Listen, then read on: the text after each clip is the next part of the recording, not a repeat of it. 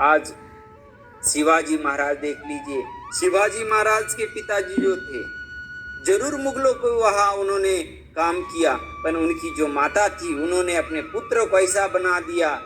आज देश के अंदर आज शिवाजी का नाम है।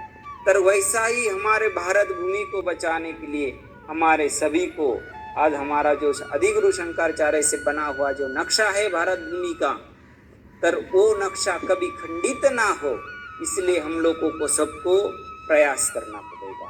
प्रयास छोटे छोटे, ऐसी प्रयास आप बोलेंगे हम अकेले क्या कर सकते, नहीं। एक भगवान का जब राम सेतु बनने लगा, तर वहाँ एक गिलहरी ने भी काम किया, तर आज भी गिलहरी का नाम उस इतिहास में अंकित है। भगवान रामचंद्र का जब भी इतिहास उठाएंगे, तर उसमें उस गिलहरी का नाम अंकित हुआ है। और इसलिए हमारा सबको यही निवेदन है, हमारा देश को बचाना है, हमारे भारत भूमि को बचाना है, तर हमारे बच्चों को वो शिक्षा देनी पड़ेगी जो आज हम लोग पढ़ाते लिखाते तो बहुत है, पर हमारी जो सनातन धर्म की जो शिक्षा है, सनातन धर्म की जो शिक्षा है, उस सनातन धर्म के शिक्षा से वंचित रख गए। आज कोई इंसान के तरह रहना नहीं सिखाया, और हम जो आज हमारा जो धर्म है, पर आज देखो हमारे में तो इतना कोमल हृदय है सनातन धर्म का, तर इतना कोमल है, तर एक फूल की पंखुड़ी की तरह। जैसा कोई फूल होता है और उसके ऊपर कोई मक्खी बैठ जाती तो पंखुड़ी हिल जाती, उसमें भी स्क्रैच आ जाते हैं। तर वैसे हमारा सनातन धर्म का जो परंपरा का जो ज्ञान है, इतना कोमल और इतना सुटेबल है, तर आज हमारे सनातन धर्म को बचाने की जरूरत।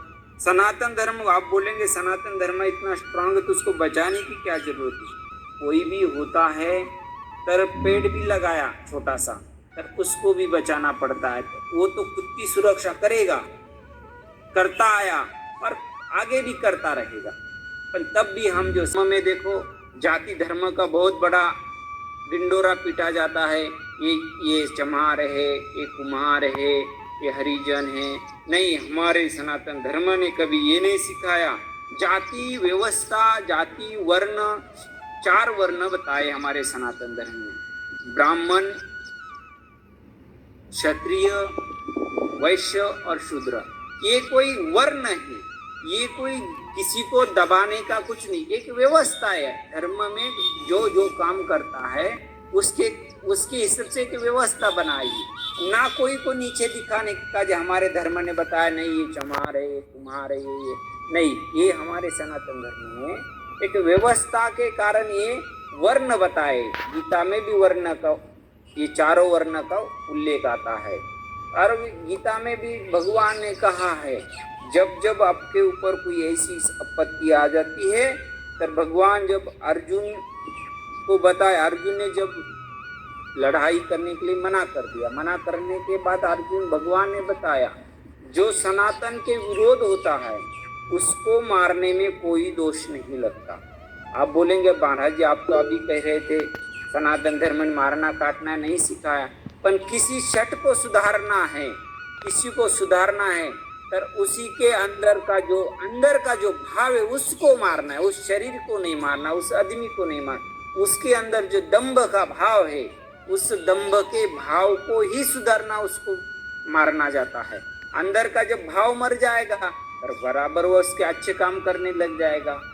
तर अंदर के भाव को मरने के लिए आपको भगवान के शरणों में आना पड़ेगा, सनातन धर्म के शरण में, क्योंकि सनातन धर्म यही सिखाता है। क्यों? सनातन धर्म ने अभी तक किसी को ये नहीं सिखाया है, तर गलत काम करना तो सनातन धर्म सिखाता ही नहीं। पर अन्य जो धर्म है उनमें यही शिक्षा दी जाती है, मारो काटो, पर यही शिक्षा के काज हमारा सनातन धर्म सबसे आगे है। और सनातन भारत भूमि आज तक भारत भूमि का कोई बाल बाका नहीं कर पाया, ना कर पाएगा, पर तब भी हमारे भारत भूमि को अपना अखंड सपना है। तर अखंड भारत चारों जो हमारे अखंड भारत है, भारत के जो चारों कोने हैं हमारे हैं, हमारे थे, हमारे रहेंगे। ये जो आज देखो, आज भारत देश को टुकड़ा कर दिया पाकिस्तान। अरे भाई, हम बोलते हमारे देश, जब हिंदुस्तान जब दो हिस्से में बट गया है तो हमारा हिस्सा तो दिया है हमें, पर हमारा हिस्सा देने के बाद भी हम लोगों के थाली के अंदर से फिर खींचा जा रहा है। इसलिए हमें प्रयास करना पड़ेगा, क्योंकि आज देखा आज राजनीति, हमें राजनीति से कोई लेना ना देना है। तब आज भी देखो पार्टीशनों में, आज सनातन धर्म पार्टीशनों में बट गया। पार्टीशन, कांग्रेस, भाजपा, बीजेपी जो भी है, हमें इससे कोई लेना देना नहीं। जो हमारा सनातन का काम करता है वो हमारा है। कोई भी हो, आज कोई भी समस्या आ जाए, हम सनातन धर्म के लिए, आज मठ मंदिरों के लिए, जो आज इंसानियत के लिए जो समस्या आ रही है, उसके जिम्मेदार हम खुद है। और इस खुद के जिम्मेदार के कारण जब जब धर्म के इसलिए तो कहा है, भगवान ने भी सबसे गीता में सबसे पहला श्लोक ही कहा है, धर्म क्षेत्रे कुरुक्षेत्रे समवेता विविश मामकः पांडवचे किम कुर्वतु संजय। मतलब भाई, धर्म का जब काम आएगा तो वहाँ वो कुरुक्षेत्र बन जाएगा। और उस कुरुक्षेत्र, हमें कुरुक्षेत्र नहीं बनाना, हमें अंदर जाके उनके समाज जो आज डिवेट हो रहा है, दूसरे धर्मों में परिवर्तन हो रहा है, उस समाज को बचाने के लिए हम लोगों को प्रयास करना पड़ेगा, उनके पास जाना पड़ेगा, उनकी समस्या सुननी पड़ेगी। आज कई जगह देखा हमने, तो ए शूद्र है भाई, इसको छूने मत दो। अरे भाई, तुम इंसान है, इंसानियत से जियो, इंसान बनो।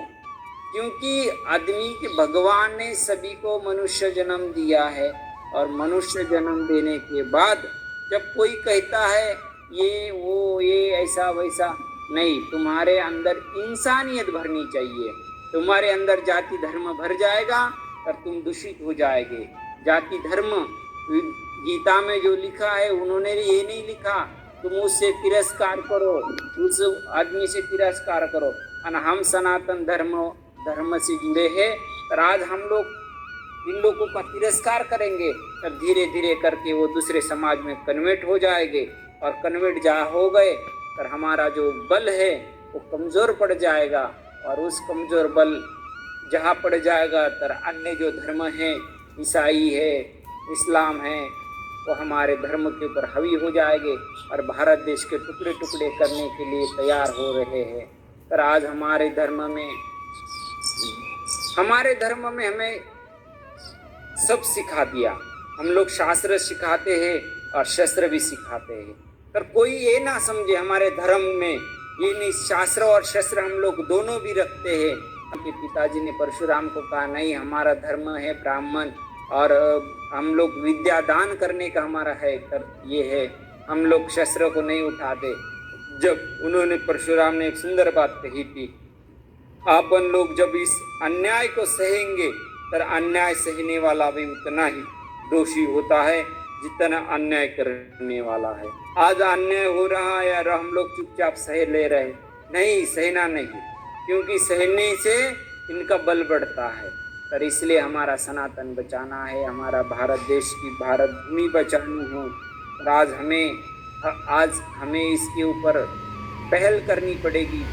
सनातन धर्म को बचाने के लिए पहल करनी पड़ेगी। गुरु गोरक्षनाथ जी ने भी सनातन धर्म को बचाने के लिए अनेकों पहल कर दी। आज हमारे बौद्ध जब आए, आदि गुरु शंकराचार्य ने बुद्धत्व को अलग करके अपना एक प्रतिष्ठान स्थापित कर दिया, क्योंकि यहाँ सब बुद्धिस्ट हो रहे थे।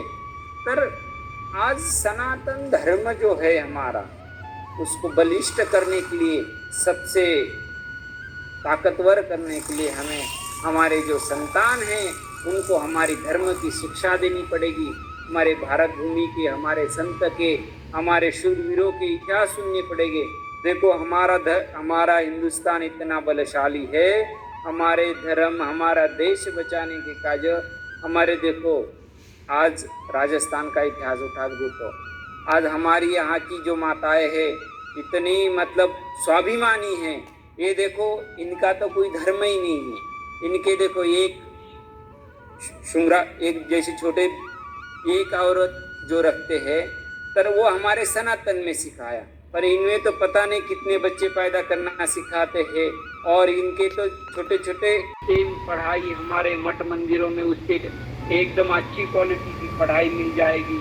और हमारे बच्चों को हमारे क्षेत्र में देखा, जो जिस क्षेत्र में जो जो आश्रम मठ है उसमें सभी लोग कहीं सनातन जाके वहाँ हिंदू धर्म की शिक्षा दी जानी चाहिए, क्योंकि जब तक वहाँ मठ मंदिरों की व्यवस्था नहीं होगी तब तक हमें सनातन धर्म की शिक्षा मिलना असंभव है। क्योंकि जो अपना सर्वस्व देके इस सनातन धर्म के लिए, कोई भगवा, लोग बोलते भगवा पहनने से कोई बाबा होता है क्या?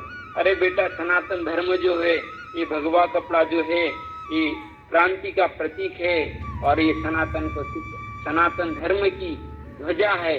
एक संत ज्ञानेश्वर महाराज ने कहा है, पाहे ध्वजेचे चिरगुट राया जतन करिता कष्ट तैसा में एक प्रतीत परितुषा मुद्रांकित। मतलब उन्होंने कहा इस ध्वजा को, इस भगवे को बचाने के लिए कष्ट जरूर आएगा, पर तब भी हम उनके पद चिन्हित अंकित है, और उस पद चिन्हित अंकित इस भारत भूमि को बचाने के लिए हम लोगों को प्रयास करना चाहिए और करते रहेंगे।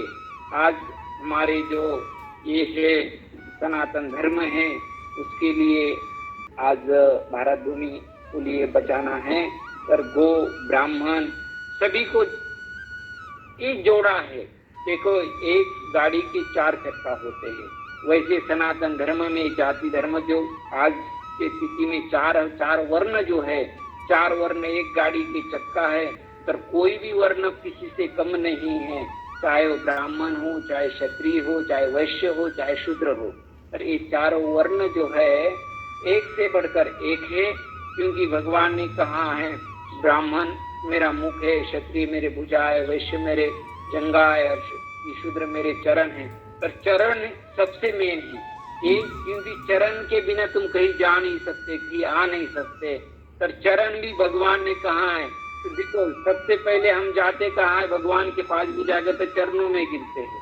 चरणों में गिरने के बाद ही सब कुछ होता है, फिर उसके बाद ही तर हमारे जो भी 4 वर्ण जो है, पर कोई भी हमारे 4 वर्णों को कोई छोटा बड़ा ना समझे, क्योंकि सनातन को समझने के लिए उसमें सनातन में उतरना पड़ेगा। और जब उतरेंगे तब वो सनातन क्या है, सनातन क्या चीज है, सनातन विश्व गुरु है।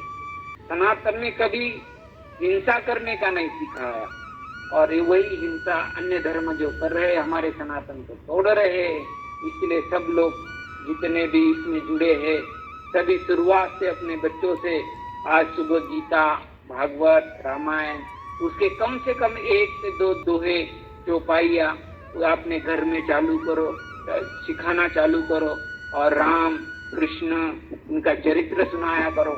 क्योंकि जब तक इनको चरित्र नहीं सुनाएंगे, हमारे यहाँ अनेक हुए हैं जो संत हुए, उनका चरित्र सुना, जो शूरवीर हुए हैं, जिन्होंने अपने भारत देश के लिए बलिदान की निछावर किया है, उनका इतिहास सुना पड़ेगा।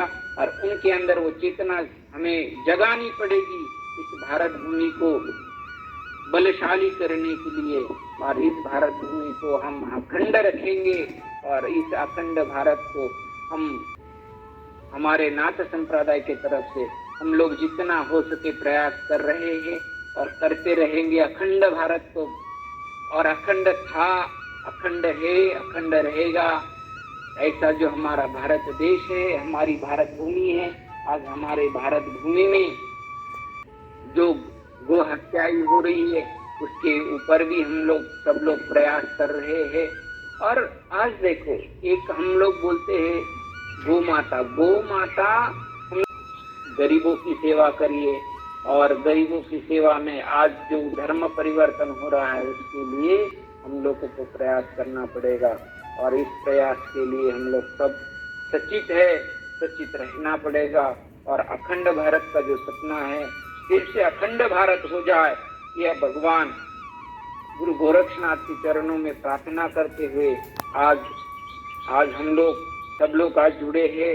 और सब लोग गुरु गोरक्षनाथ जो है, गोरक्षनाथ जी आज सबको ये भावना, ये संकल्प ले क्योंकि अखंड भारत का जो सपना है हम लोगों का, आज जो जो भारत के टुकड़े हुए हैं वो फिर से हम लोग भारत में जोड़ ले और अखंड भारत निर्माण कर ले, और अखंड भारत का जो सपना है वो पूरा हो जाएगा। क्योंकि जब तक हम लोग पूरा नहीं होगा तब तक हम चैन से नहीं बैठेंगे। आज बिस्कुट घर से निकला था और उसमें 2-4 दाने डाल दिए थे अपने झोली में, क्योंकि कोई दाना देख के ही दान देता है। और ऐसे दाने डालने के बाद जब निकला और सबसे पहले राजा मिलेगा, भिक्षुक को लगा आज मेरे को बहुत कुछ धन मिलेगा, पर उल्टा हो गया। उल्टा कैसा हुआ? राजा उतर के भिक्षुक के सामने खड़ा हो गया और भिक्षुक को कहा आज तू ही मेरे को भिक्षा देगा। अच्छा, भिक्षुक को बड़ा प्रश्न पड़ गया। कैसा प्रश्न पड़ा? आज तो बड़ी आफत बन गई। आज मैं घर से जो थोड़े से चावल के दाने डाल के लाए हैं, अब हम इसको देंगे, हम तो इसे लेने की अपेक्षा रखते थे और आज ये मेरे को उल्टा मांगने बैठा है राजा। तो राजा ने कहा नहीं, आज कुछ तो दे दो। उसने कहा मेरे पास कुछ नहीं, मेरे पास कुछ। ऐसा करते करते डरते डरते कपते कपते उसने एक चावल का दाना निकाल के राजा को दे दिया। राजा वहां से चला गया। भिक्षुक दिन भर वो टेंशन में रहा, आज मैं दिन भर उसकी भिक्षा में गए, उसको तब भी एक मन में के अंदर रहा आज मैं घाटे में हूँ, आज मेरा एक चावल का दाना चला गया, राजा को देना पड़ा, आज मैं बहुत बड़ा घाटा हो गया मेरा, आज मैं चावल का एक दाना। जब घर गया तो पत्नी ने पूछा उसको, भाई आज बहुत भिक्षा लाई है और भिक्षा लाने के बाद भी आपके चेहरे पे उदासी क्यों है? पर उसने अपनी मन की जो व्यथा थी उस राजा को, उस अपने पत्नी को सुनाई। आज पत्नी ने पूछा ऐसी क्या बात हुई है, बताइए। और उसने कहा आज मैंने जब यहाँ से घर से निकला भिक्षा करने के लिए, जब भिक्षा करने के लिए तो मेरे को रास्ते में एक राजा मिल गया और मैं सोच रहा था राजा मेरे को कुछ देगा, पर वो राजा मेरे से एक चावल का दाना मांग के ले गया। पर उसने भिक्षु की पत्नी ने कहा कभी देने का भी सीखो, जब देने का सिखाएंगे तो भगवान तुम्हें देगा। और जब उसने झोली जो दिन भर जो भिक्षा मांगी थी, तो भिक्षा मांगने के बाद जो दिन भर जो दान मिला था, जब उसने पलटा तो उसमें एक चावल का दाना सोने का मिल गया। पर एक सोने का चावल का दाना मिल गया तो फिर उसने भिक्षुक को लगा हमने राजा को एक दाना सोने का दिया था, भगवान ने हमारे लिए एक सोने का दाना बना के भेजा है, और हम जितने हमारे झोली में चावल थे उतने पूरे दे देते तो भगवान हमें भी इतना देता। और हमारे सनातन धर्म में देने का सिखाया है। क्या मेरे कहने का मतलब, वो हमेशा हमारे यहाँ देने ऐसी मुक्ति करने का सिखाया है। सनातन धर्म जो हमारा है देने का सिखाता है। लेने का तो जो लेने जानता है वो देना भी जानना चाहिए। और हमारा सनातन धर्म जो है आज तक सभी विश्व को देते आ रहा है। आज आयुर्वेदिक हो, पतंजलि हो, अनेकों ऋषि मुनियों ने इतनी खोज करी है। और आज के स्थिति में देखो कोरोना महामारी के कारण आज भारत देश में सभी देशों में इतनी महामारी पड़ी है, तब भी हमारा भारत देश आज कोरोना महामारी के ऊपर भी मात कर रहा है। और हमारा इस कोरोना महामारी के साथ साथ हम हमारे अखंड भारत को अखंड रखेंगे। और इस भारत को अखंड रखने के लिए हम लोग संकल्प लीजिए, क्योंकि हम हमारे बच्चों को सनातन धर्म की शिक्षा देंगे और अखंड भारत निर्माण करने के लिए आज हम लोग प्रयास करेंगे, प्रयास करते आ रहे, आगे भी करेंगे। इतना बोल के मैं मेरे जो सत्र गायत्री जी ने मेरे को सत्र का बोला था सनातन धर्म के ऊपर बताइए, सर यही आज इतना बोल के मैं मेरे को वाणी को पूर्ण विराम देता हूँ। और गुरु गोरक्षनाथ जी को यही कहेंगे, जो हमारा अखंड भारत का जो सपना है और अखंड भारत का सपना पूरा होने के लिए हमें हर चीज से तंत्र मंत्र भारत भूमि अखंड होने का हम गुरु गोरक्षनाथ के चरणों में प्रार्थना करते हुए आज हमारे वाणी को हम पूर्ण विराम देते हैं। सभी जितने हमारे सत्र में जुड़े हैं, क्योंकि आज सब भगवान गुरु गोरक्षनाथ सबका आरोग्य प्रणाम करते हुए सनातन धर्म को प्रणाम करते हैं, मेरे वाणी को पूर्ण विराम करते। जय श्री गुरु गोरक्षनाथ। वो बच्चे हैं हमारे अड़ोसी पड़ोसी है, उनको सनातन धर्म की शिक्षा देना जरूरी है जी। जब जिस दिन हम शिक्षा देंगे उस दिन हमारा सनातन धर्म बलशाली था, बलशाली है, बलशाली रहेगा। जी जी, धन्यवाद। अगला प्रश्न फिर से राजेश जी का ही है और हम प्रयास करेंगे जितने ज़्यादा प्रश्न हम कवर कर सकें। समय सीमा का थोड़ा प्रॉब्लम है पर फिर भी हम प्रयास करेंगे।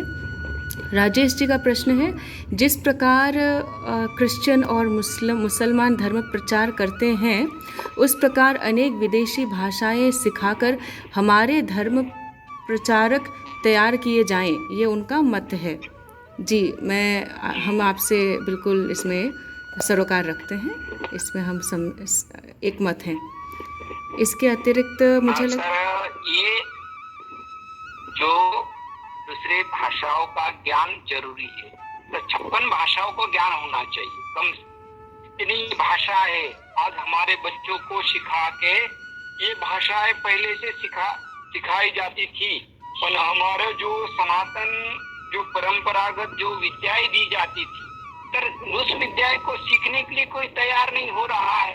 तैयार इसलिए नहीं हो रहा है क्योंकि हम लोग बच्चों को खाली इंग्लिश पढ़ाना है, ये पढ़ाना है, वो पढ़ाना है, पर हमारी जो संस्कृत भाषा है, अन्य भाषा है, तो जब हमारे संस्कृत भाषा से ही सभी भाषा का निर्माण हुआ।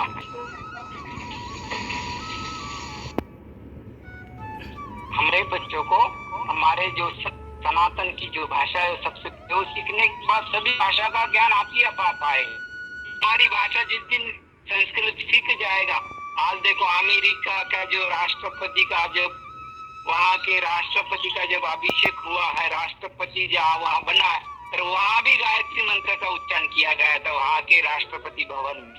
पर हमारा जो सनातन आज हमारे देश में रहने के बाद भी हम लोग हमारा जो भाषा है सनातन धर्म की जो श्लोक है वो बोलते नहीं। इसका कारण है हम ही कमजोर पड़ रहे हैं। आज हम मठ मंदिरों में शिक्षा देते थे, आज हम लोग मठ मंदिरों में आप लोग बच्चे नहीं भेजेंगे, हम मठ मंदिरों में शिक्षा कैसे देंगे? और मठ मंदिरों में शिक्षा के लिए विद्यार्थी की जरूरत है, और विद्यार्थी के जब जो विद्यार्थी ही नहीं आएंगे, धीरे धीरे संत समाज भी कमजोर पड़ जाएगा। तो संत भी अपने अंदर से ही संत समाज में कोई न कोई जाता है। तो हम भी पहले आप लोगों में थे, आज हम संत समाज में जुड़ गए, संत समाज में साधु वेश में आ गए, दीक्षा ले ली। पर आज हम सनातन धर्मों को हम लोग इन्होंने कहा भाई संत समाज सक्रिय क्यों नहीं है? संत समाज के ऊपर शासकीय जो कार्रवाई है, शासकीय शासन जो हिंदुस्तान का जो शासन है उनके ऊपर इतने अंकुश लगा दिए। पहला जो संत समाज था वो था अपने मर्जी से मठ मंदिर चलते थे, तो आज ये अन्य जो धर्म है उन्होंने शासन के द्वारा इस मठ मंदिरों को सबसे पहला मठ मंदिरों के ऊपर ऐसे ऐसे कोई कानून बनाए हैं, तो मंदिरों की हर चीज से मंदिरों को हर घंटा भी बजाना आज मुश्किल हो गया है। और धीरे धीरे हम ही आज मठ मंदिरों की तरफ ध्यान नहीं दे रहे। ध्यान नहीं दे, एक संत कभी कोई कुछ नहीं कर पाएगा। तो हमारे जो अनुयायी है, जो संत समाज के जो अनुयायी है, उनको भी आगे उस संत के साथ खड़ा होना पड़ेगा। और जिस दिन वो संत के साथ खड़ा हो जाएगा उस दिन संत कभी सक्रिय मतलब असक्रिय नहीं है, वो सक्रिय है, सक्रिय था। अखाड़े में आज भी अखाड़े दौरों में हम लोगों को सब सिखाया जाता है, और आज अखाड़े दौरे में देख लीजिए कुंभ में भी हम लोगों को सब ज्ञान दिया जाता है, और इसलिए संत समाज आगे आ रहा है। वैदिक ऐसी ऑनलाइन कुछ क्लासेस जैसे अभी सब लोग घर में बैठे हैं, ऐसे नहीं हो सकता? वैदिक धर्म में होने के लिए तो हो सकता है, हाँ। पर हमारे वैदिक धर्म में जो परंपरागत जो है, पर ऐसा कोई गांव नहीं जिसमें मठ मंदिर ना हो। क्या जी मठ मंदिर उसी में ही क्या? क्योंकि हमेशा देखो कोई भी शिक्षा सीखने के लिए पहली बात तो आपके अंदर वो भाव होना चाहिए, और उस भाव को प्रकट करने के लिए वो जगह चाहिए। वही क्या जी रोटी पूरे घर में बन सकती नहीं, पर किचन क्यों बनाया जाता है? जी स्वामी जी, मुझे लगता है इनके प्रश्न का एक दूसरा अर्थ था कि चूंकि अभी लॉकडाउन है। हाँ जी दीदी, वर्तमान स्थिति में हाँ। हम इस चीज का थोड़ा सा लोगों को जागरूक जैसा काम कर सकते हैं। हाँ, सनातन धर्मों को जागरूक करने के लिए आप बिल्कुल इस पे कर सकते हैं। विद्या ग्रहण करने की जो परंपरा है सनातन की, वो परंपरा नेट पे नहीं सिखाई जाती, इसलिए जैसे धरती पर पहला के समुद्र वसने देवी पर्वत स्तन मंडले विष्णु पत्नी नमस्तुभ्यं पाद स्पर्श सुनस। जब उठने के बाद जो ये है तो धीरे धीरे बच्चे के अंदर जो भाव प्रकट हो गए तो वो बराबर सनातन धर्म की तरफ प्रति लगता है कि हमारे सदस्यों के मन में और भी प्रश्न है, लोग अभी भी जुड़ रहे हैं और लोग इस सत्र से जाने का भी उनको ऐसा लग रहा है कि मतलब स्वामी जी के प्रत्येक वाणी को लोग इतने ध्यान से सुन रहे हैं, मन में प्रश्न भी होगा। तो अपने जो भी प्रश्न हो गए अभी आप बिल्कुल लिख के रखें या फिर हमारे ईमेल आईडी पे भी आप प्रेरण कर सकते हैं। तो हम योगी त्यागीनाथ जी के पास समक्ष हम उनको भी रखेंगे और प्रत्येक रविवार को 8:45 पे ही हम दोबारा इस सत्संग में जुड़ेंगे।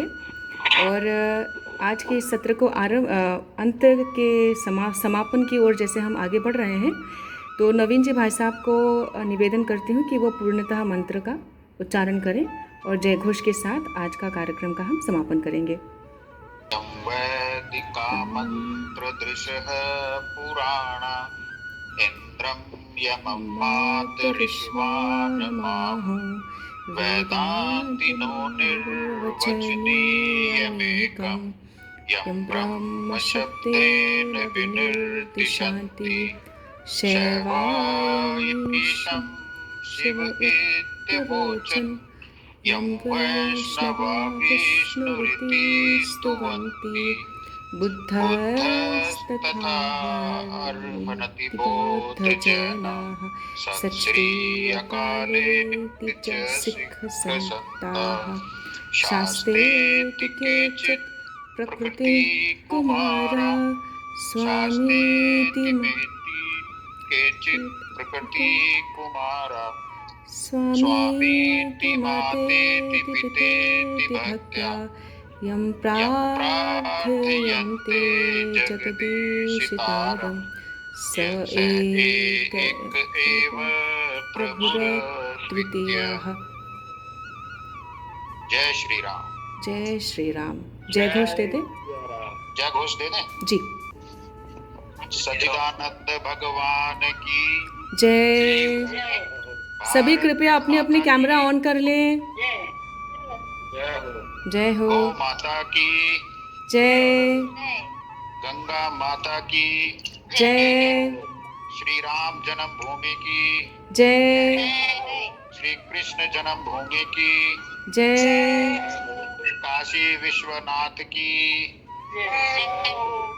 पवन सुत हनुमान की जय। बोलो भाई सब संतों की जय हो। बोलो भाई सब भक्तों की जय हो। धर्म की जय हो। अधर्म का नाश हो। प्राणियों में सद्भावना हो। विश्व का कल्याण हो। गोवंश हत्या बंद हो। धर्मांतरण बंद हो। भारत अखंड हो। हर हर महादेव की जय। जय श्री राम। जय श्री राम। हर हर महादेव। अभी मैं नवी मुंबई में हूँ, तनुजा में, और आज गायत्री ने मुझे इसके बारे में बोला और मुझे बहुत अच्छा लगा। इसके बाद जुड़ के बहुत मतलब ध्यान से सुना, बहुत अच्छा लगा। मैं शायद पहली बार ही इतना बढ़िया से इतना ध्यान से इतना बात सुन रहा हूँ, क्योंकि इसका बारे में किसी ने इतना तक मुझे बोला नहीं था आज तक। आज अच्छा लगा, बहुत अच्छा लगा। आप लोगों को धन्यवाद, स्वामी जी को भी धन्यवाद, गायत्री को भी धन्यवाद। इतना ये मतलब का साथ मुझे जुड़ा दिया, बहुत अच्छा लगा। गायत्री पवित्र जी के बारे में थोड़ा सा आप बताइए। जी जी जी। पवित्र जी दरअसल मूलतः असम से हैं, जोरहाट से हैं और फ़िलहाल वे नवी मुंबई में रह रहे हैं और ये कलाकार हैं। वो स्वयं को तो कलाकार नहीं कहते हैं पर वो शिल्पकार कहते हैं। मैं कलाकार कहती हूँ उनको, क्योंकि सभी को सम्मान देना भी हमारा सनातन प्रक्रिया में है।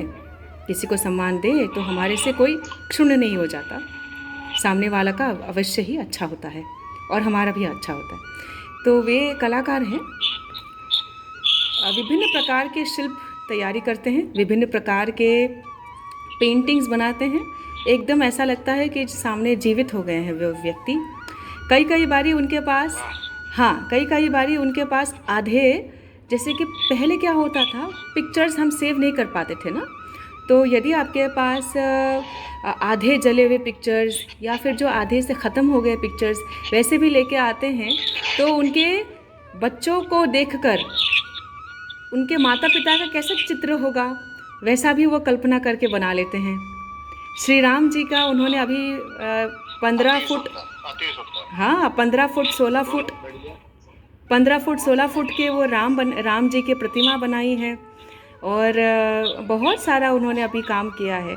तो मेरा इस मंच से सभी को ये आह्वान भी है कि कृपया इस प्रकार के जो हमारे कलाकार हैं, हमारे सनातन कलाकार हैं, उनको आप स्वागत करें और इनका आप प्रोत्साहन करें।